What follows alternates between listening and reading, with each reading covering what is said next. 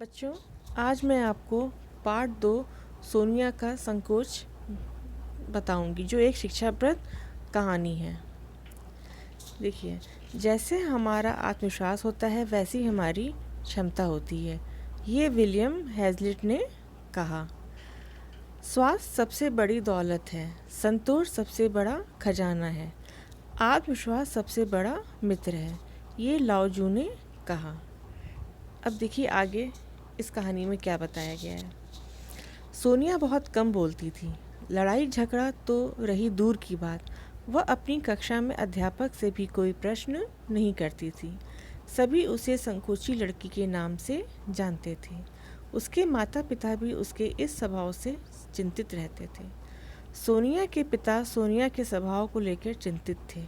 वह सोचते थे कि शायद यह उसका पैतृक गुण हो, क्योंकि वह खुद भी शुरू में बहुत संकोची थे और बाद में ही मुखर हो सके।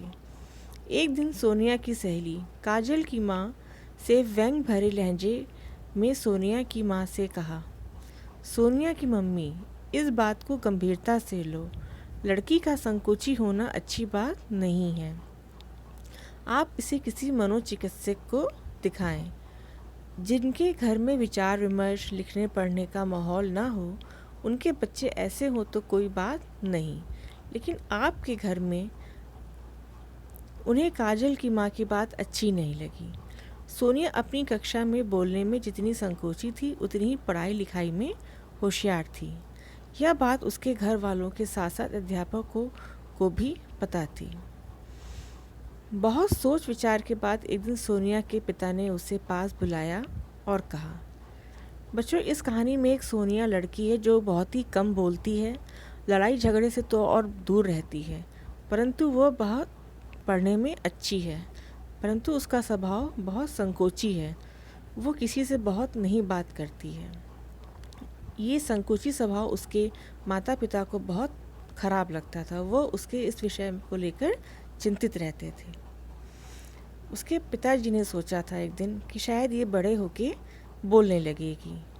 फिर एक दिन ये सोनिया की माँ को काजल की माँ ने कहा कि इसको आप किसी डॉक्टर को दिखाएं, जो कि ये बात उन्हें अच्छी नहीं लगी।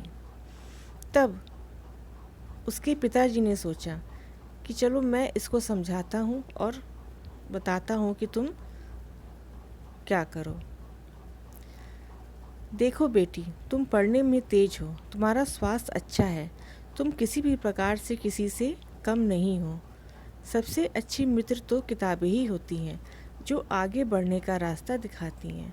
तुम्हें किस बात का डर? बस तुम्हें मुखर होना है। कोई गलत बात कहता है तो तर्कों का सहारा लो। तुम्हारे पास ज्ञान का भंडार है,